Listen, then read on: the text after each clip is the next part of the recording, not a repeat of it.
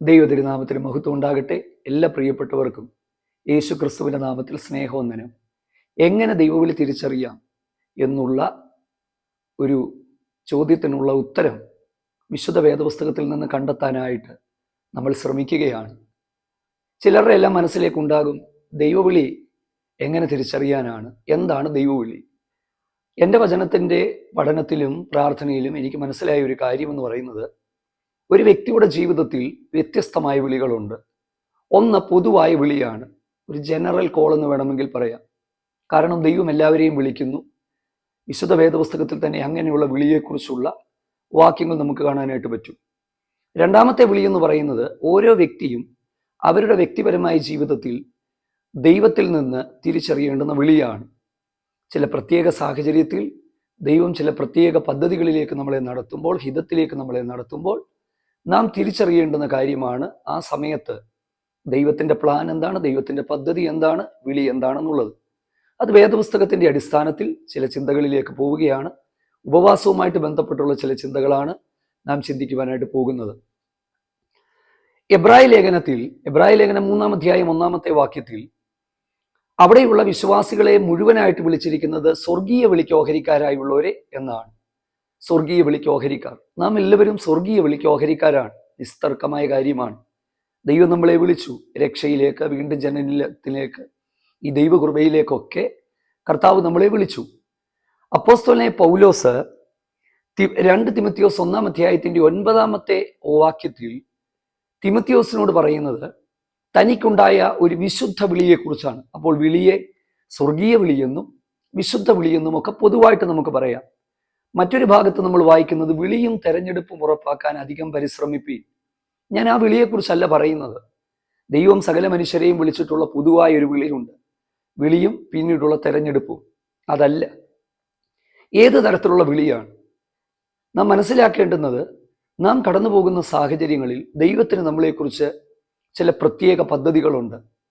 ആ പദ്ധതികളെക്കുറിച്ചുള്ള, ആ പദ്ധതിയിലേക്കുള്ള വിളിയെ നമ്മൾ തിരിച്ചറിയുക. കുറച്ച് അവ്യക്തമാണില്ലേ? ഞാൻ വേദഭാഗത്തിൽ നിന്ന് തെളിയിച്ചു തരുമ്പോൾ നമുക്കത് മനസ്സിലാകും. എന്താണത്, എങ്ങനെയാണത് തിരിച്ചറിയേണ്ടതെന്ന്. ഒരു വാക്യം നിങ്ങളുടെ ശ്രദ്ധയിലേക്ക് കൊണ്ടുവരാനായിട്ട് ആഗ്രഹിക്കുകയാണ്. അപ്പോസ്തല പ്രവൃത്തി 13-ാം അധ്യായം അതിൻ്റെ 2-ാമത്തെ വാക്യം. ആ വാക്യം ഇങ്ങനെയാണ്: അവർ കർത്താവിനെ ആരാധിച്ചും ഉപവസിച്ചും കൊണ്ടിരിക്കുമ്പോൾ ഞാൻ ബർന്നബാസിനെയും ശൗലിനെയും വിളിച്ചിരിക്കുന്ന വേലയ്ക്കായിട്ട് അവരെ വേർതിരിപ്പീനെന്ന് പരിശുദ്ധാത്മാവ് പറഞ്ഞു. ഈ വാക്യം ശ്രദ്ധിക്കുക. ഞാൻ വിളിച്ചിരിക്കുന്ന വേലയ്ക്കായി അവരെ വേർതിരിപ്പീനെന്ന് പരിശുദ്ധാത്മാവ് പറഞ്ഞു. ഈ സംഭവം നമുക്ക് വളരെ നന്നായിട്ട് അറിയാവുന്ന കാര്യമാണ്. അപ്പോസ്തല പ്രവൃത്തി 13-ാം അധ്യായത്തിൻ്റെ 1 മുതൽ താഴോട്ടുള്ള വാക്യങ്ങളിൽ 5 പേരുടെ പേരുകളാണ് പരാമർശിച്ചിരിക്കുന്നത്. ഈ 5 പേരെ കുറിച്ച് പറയുന്നത്, അവർ പ്രവാചകന്മാരും ഉപദേഷ്ടാക്കന്മാരുമായിരുന്നു. Prophets and teachers. ദൈവശബ്ദം കേൾക്കുന്നവരാണ്, ദൈവം സംസാരിക്കുന്നവരാണ്, പ്രവാചകന്മാരാണ്. 2 ടീച്ചേഴ്സാണ്, എല്ലാ കാര്യങ്ങളെക്കുറിച്ചും വ്യക്തമായിട്ട് അറിയാവുന്നവരാണ്. അവർക്ക് പോലും ഉപവസിക്കേണ്ടതായിട്ട് വന്നു. ഇതിൽ ശൗലിനെ കുറിച്ചും ബർന്നബാസിനെ കുറിച്ചും നമുക്കൊന്ന് ചിന്തിക്കുമ്പോൾ ഞാൻ ഈ പറഞ്ഞ കാര്യം മനസ്സിലാകും. ശൗൽ എന്ന് പറയുന്നത്, അല്ലെങ്കിൽ അപ്പോസ്തലനായ പൗലോസ് എന്ന് പറയുന്നത് ആരായിരുന്നു? അപ്പോസ്തല പ്രവൃത്തി 9-ാം അധ്യായത്തിലാണ് ശൗലിന്റെ മാനസാന്തരം നടക്കുന്നത്. ദമസ്കോസിന്റെ പടിവാതിക്കൽ വെച്ച് നട്ടുച്ച നേരത്ത് ഉച്ച വെളിച്ചത്തേക്കാൾ ശക്തമായ ഒരു വെളിച്ചം തൻ്റെ ചുറ്റും വീണ്, കുതിരപ്പുറത്തു നിന്ന് വീണ്, കണ്ണ് കാണാത്തവനായി ഒരു വീട്ടിലിരുന്ന് തിന്നുകയോ കുടിക്കുകയോ ചെയ്യാതെ 2-3 ദിവസങ്ങൾ ഒരു സ്ഥലത്തിരിക്കുമ്പോൾ അനന്യാസ് എന്ന് പറയുന്ന ഒരു പ്രവാചകന്, അല്ലെ ദൈവഭക്തന്, പൗലോസിന്റെ പേരും പൗലോസ് ഇരിക്കുന്ന സ്ഥലവും ദൈവം ദർശനത്തിൽ നൽകിക്കൊടുത്ത് ആ സ്ഥലത്ത് താൻ ചെന്ന് പ്രാർത്ഥിച്ച് കരം വെച്ച് തൻ്റെ കണ്ണിൽ നിന്ന് ചെന്നുമ്പൽ പോലെ വീണ് കാഴ്ച മടക്കി കിട്ടി. എന്നിട്ട് പറയുന്ന ഒരു കാര്യമെന്ന് പറയുന്നത്, അനേകരുടെ മുമ്പിൽ സാക്ഷിയാകുവാൻ തക്കവണ്ണം ദൈവം തെരഞ്ഞെടുത്തിരിക്കുന്ന വ്യക്തിയാണ് ശൗൽ. പിന്നീട് നമ്മൾ വായിക്കുന്നത് 9-ാം അധ്യായത്തിൻ്റെ 22-ാമത്തെ വാക്യത്തിൽ, ദമസ്കോസിൽ ഉള്ള യഹൂദന്മാരുടെ മുമ്പിൽ യേശുവിനെ ക്രിസ്തുവെന്ന് തെളിയിച്ച് യഹൂദന്മാരുടെ വായടച്ച വ്യക്തിയാണ് പൗലോസ്. എന്ന് പറഞ്ഞാൽ തൻ്റെ മേലുള്ള വിളി താൻ മനസ്സിലാക്കി. ക്രൈസ്തവ സഭയെ പീഡിപ്പിക്കാനല്ല, യേശു കർത്താവ് തന്നെ തെരഞ്ഞെടുത്തിരിക്കുന്നുവെന്നും സുവിശേഷത്തിന്റെ സാക്ഷിയായിട്ട് തന്നെ വിളിച്ചിരിക്കുന്നുവെന്നും തനിക്ക് ബോധ്യമായി. താൻ അതിനനുസരിച്ച് പ്രയോജനപ്പെടുകയും ചെയ്യുന്നുണ്ട്. 9:22 താഴോട്ടുള്ള വാക്യങ്ങളൊക്കെ വായിക്കുമ്പോൾ മറ്റുള്ളവരുടെ മുമ്പിൽ തെളിയിക്കുവാൻ തക്കവണ്ണം ആ ഒരു വിളി, നല്ല വിളി മനസ്സിലാക്കിയ ആളാണ് ശൗൽ അല്ലെങ്കിൽ പൗലോസ്. പൗലോസിനെ കുറിച്ചുള്ള പിന്നീടുള്ള കാര്യങ്ങളൊക്കെ നമുക്കറിയാമല്ലോ. 3-ാം സ്വർഗത്തോളം എടുക്കപ്പെട്ടവനാണ്. വെളിപ്പാടുകളുടെ ആധിക്യം കൊണ്ട് നിഗളിച്ചു പോകാതിരിപ്പാൻ സാത്താന്റെ ദൂതനെ പോലും ദൈവം കുത്താൻ ഏൽപ്പിച്ചു എന്ന് പറഞ്ഞാൽ, ലളിതമായ ഭാഷയിൽ പറഞ്ഞാൽ, ഭയങ്കരമായ വെളിപ്പാടും ഭയങ്കരമായ ദൈവശബ്ദം കേൾക്കുന്ന ആളുമായിരുന്നു പൗലോസ്.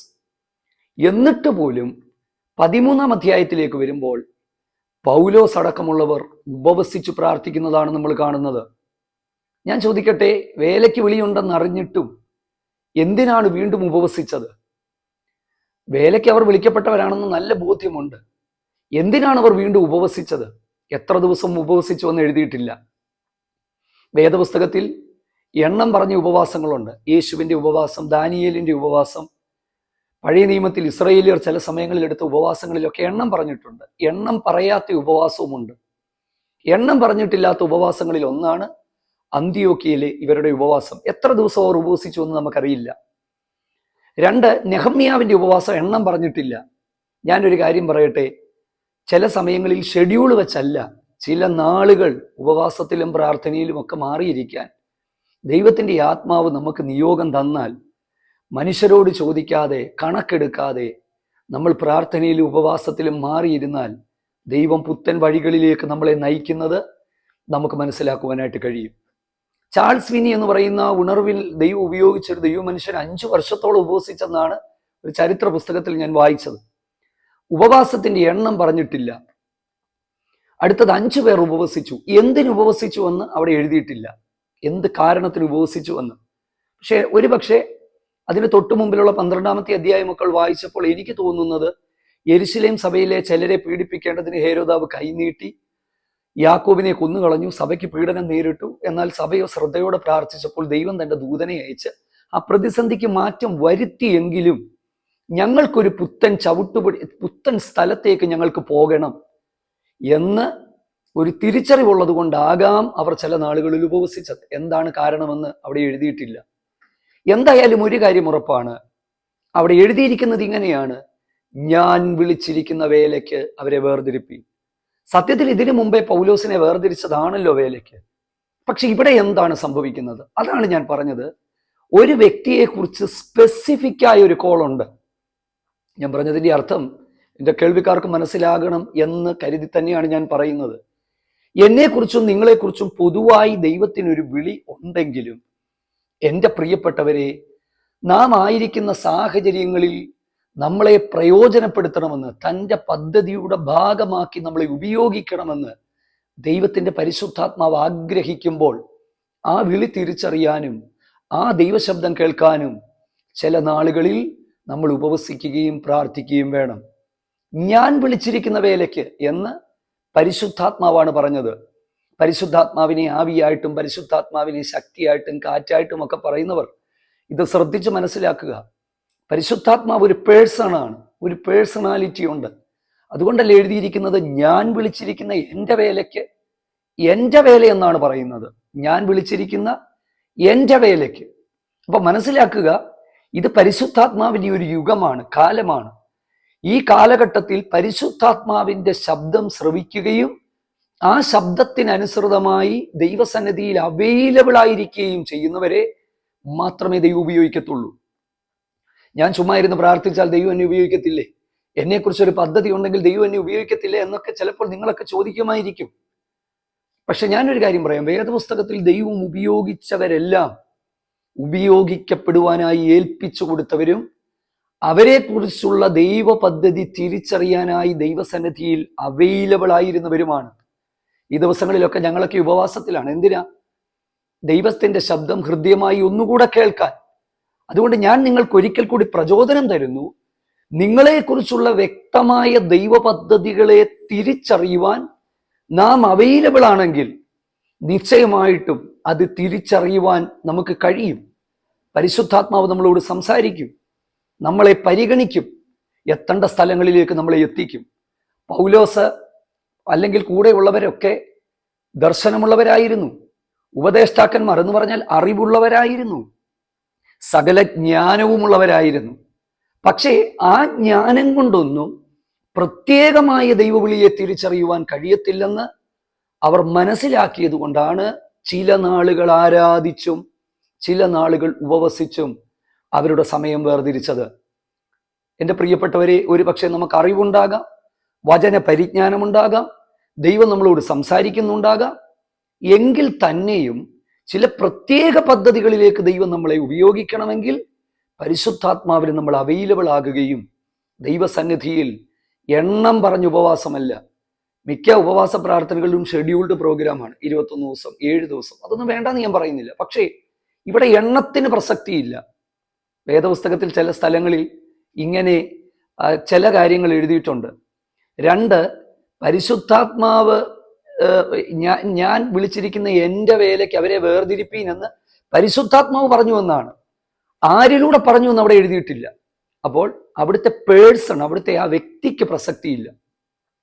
പൗലോസിനോട് അനന്യാസ് വന്ന് ദൂത് പറയുന്നത് നമുക്കറിയാം, പക്ഷെ ഇവിടെ ആരാണ് പറഞ്ഞതെന്ന് നമുക്കറിയത്തില്ല. മനസ്സിലായോ? അപ്പൊ ദൈവം ചില കാര്യങ്ങളെ നിയന്ത്രിക്കാൻ തുടങ്ങിയാൽ അവിടെ വ്യക്തികൾക്ക് പ്രസക്തിയില്ല. പറയുന്ന ഞാനോ കേൾക്കുന്ന നിങ്ങളോ അതൊന്നും അവിടെ പ്രസക്തമല്ല. പിന്നെയോ അവിടെ മുഴങ്ങുന്ന ദൈവശബ്ദത്തിനാണ് പ്രസക്തി, പറയുന്ന പരിശുദ്ധാത്മാവിനാണ് പ്രസക്തി, നിയോഗത്തിലേക്ക് കൈപിടിച്ച് നടത്തുന്ന ദൈവത്തിൻ്റെ ആത്മാവിനാണ് പ്രസക്തി. ഒരു പേഴ്സൺ അവിടെ ഇല്ല, വ്യക്തികൾ അവിടെ ഇല്ല. നമ്മൾ മനസ്സിലാക്കണം, വ്യക്തികൾക്കുള്ള യാതൊരു തരത്തിലുള്ള മഹത്വവും നമ്മൾ കൊടുക്കാൻ പാടില്ല. കഴിഞ്ഞ ദിവസങ്ങളിലൊക്കെ ഈ സന്ദേശങ്ങൾ കേട്ടവരോടൊക്കെ അടിയന്റെ വായിലൂടെ അടിയന്റെ വാക്കുകളിലൂടെ ദൈവം സംസാരിച്ചെന്നുള്ള ശബ്ദം കേൾക്കുമ്പോൾ ഞാൻ ദൈവത്തെ സ്തുതിക്കുന്നു. ഞാൻ എന്ന് പറയുന്ന വ്യക്തിക്ക് ഒരു പ്രസക്തിയുമില്ല. മനസ്സിലായോ? ദൈവം നമ്മളോട് സംസാരിക്കുന്ന കാര്യങ്ങൾ നമ്മളത് തിരിച്ചറിയുന്നു, നമ്മളത് ചെയ്യുന്നു. ഇപ്പൊ ഞാൻ ഏറ്റവും സിമ്പിളായിട്ട് ഞാൻ പറയാം, ഞാൻ കർത്താവിന്റെ വേലയ്ക്ക് വേണ്ടി വിളിയുള്ള ഒരാളാണ്. ആ വിളി ഞാൻ പല മേഖലകളിൽ തിരിച്ചറിഞ്ഞതാണ്. ഇതിനൊന്നും ഇഷ്ടമില്ലാതിരുന്നിട്ടും ദൈവം ഞങ്ങളെ കുടുംബമായിട്ട് വിളിച്ച് വേർതിരിച്ച് ഈ വേലയിലേക്കാക്കി. അപ്പൊ വേലയ്ക്ക് വിളിയുണ്ടെന്നുള്ളത് സത്യമാണ്. പക്ഷേ ഇങ്ങനെയുള്ള ചില സന്ദേശങ്ങൾ കൈമാറണമെന്നുള്ളത് എന്നെക്കുറിച്ചുള്ള പ്രത്യേക വിളിയായിരുന്നു. ആ വിളി ഞാൻ തിരിച്ചറിഞ്ഞ ഒരു 21 ദിവസത്തെ ഉപവാസ പ്രാർത്ഥനയിലാണ്. അതിന്റെ റിസൾട്ട് കണ്ടുകൊണ്ടിരിക്കുകയാണ്. കണ്ടതുകൊണ്ടല്ല പറയുന്നത്, ദിവസവും ഒരുപാട് പേര് വിളിച്ച് ഈ കേൾക്കുന്ന വാക്കുകൾ ദൈവത്തിന്റെ വാക്കുകളെ പോലെ തോന്നുന്നു എന്ന് പറയുമ്പോൾ ഒരു കാര്യം മനസ്സിലായി, ദൈവത്തിന്റെ പരിശുദ്ധാത്മാവാണ് നമ്മളോട് സംസാരിക്കുന്നത്, ദൈവാത്മാവാണ് നമ്മളോട് ഇടപെടുന്നത്. അതിൻ്റെ അകത്ത് പാസ്റ്റർ റെൻസനെന്നോ മറ്റാരോ ദൈവത്തിനത് വിഷയമല്ല. നോക്കുക, ഇവിടെ പൗലോസിനെയും കൂടെയുള്ളവരെയും വേലയ്ക്ക് വിളിക്കുമ്പോൾ പറയുന്ന വ്യക്തിക്ക് പ്രസക്തിയില്ല. അതാണ് ഞാൻ പറഞ്ഞത്, ദൈവവിളിയെ തിരിച്ചറിയുമ്പോൾ വ്യക്തിക്ക് പ്രസക്തിയില്ല. നമ്പർ 1 ഉപവസിക്കുക, പ്രാർത്ഥിക്കുക. നമ്പർ 2 നമ്മുടെ അറിവും നമ്മുടെ പരിജ്ഞാനവും നമ്മുടെ പരിചയവും ഒക്കെ മാറ്റിവെച്ച് ദൈവസന്നിധിയിൽ നമ്മൾ അവൈലബിൾ ആകുക, കണ്ണുനീരോടെ പ്രാർത്ഥിക്കുക. ഏത് നിലയിലാണ് ദൈവത്തിന് നമ്മളെ ഉപയോഗിക്കേണ്ടുന്നത്? കാരണം ദൈവത്തിന്റെ പരിശുദ്ധാത്മാവിനല്ലാതെ മറ്റാർക്കും നാം എവിടെ എത്തണമെന്ന് അറിയിക്കാൻ പറ്റത്തില്ല. കാരണം ഇതൊരു ദൈവികമായ കാര്യമായതുകൊണ്ട് നമ്മുടെ പരിജ്ഞാനം കൊണ്ടോ നമ്മുടെ ബുദ്ധി കൊണ്ടോ നമുക്കൊരിക്കലും അതിലേക്ക് ചെന്നെത്തുവാനായിട്ട് കഴിയുകയില്ലെന്ന് നമ്മൾ മനസ്സിലാക്കുക. മൂന്നാമത്തെ ഒരു കാര്യം എന്ന് പറയുന്നത്, 12 വരെയുള്ള അധ്യായങ്ങൾ നമ്മൾ പഠിച്ചാൽ ദൈവസഭയ്ക്ക് 2 നഷ്ടങ്ങൾ ഉണ്ടായി. 1 സ്തേഫാനോസിന്റെ മരണം, അത് സഭയ്ക്കൊരു നഷ്ടമായിരുന്നു. 2 പ്രാർത്ഥിച്ച യാക്കോബിന്റെ വേർപാട്. ഈ 2 നഷ്ടങ്ങളെ ഉപവസിച്ചപ്പോൾ പരിശുദ്ധാത്മാവ് നികത്തുന്നു എന്ന് നമുക്ക് മനസ്സിലാക്കുവാനായിട്ട് കഴിയും. ഞാൻ പറഞ്ഞത് മനസ്സിലായോ? വേല ദൈവത്തിൻ്റെതാണ്. നമ്മൾ ഉപവസിക്കുകയും പ്രാർത്ഥിക്കുമ്പോൾ ചെയ്യുമ്പോൾ കഴിഞ്ഞ നാളുകളിൽ ഉണ്ടായ ചില നഷ്ടങ്ങളെ ദൈവത്തിന്റെ പരിശുദ്ധാത്മാവ് നികത്തുന്ന ആത്മാവാണ്. ദൈവത്തിന് സ്തോത്രം. പിന്നീടുള്ള വാക്യങ്ങളിൽ നമ്മൾ കാണുന്നത് 4-ാമത്തെ വാക്യം, പരിശുദ്ധാത്മാവ് വരെ പറഞ്ഞയച്ചു. ആര് പറഞ്ഞയച്ചു എന്നവിടെ എഴുതിയിട്ടില്ല.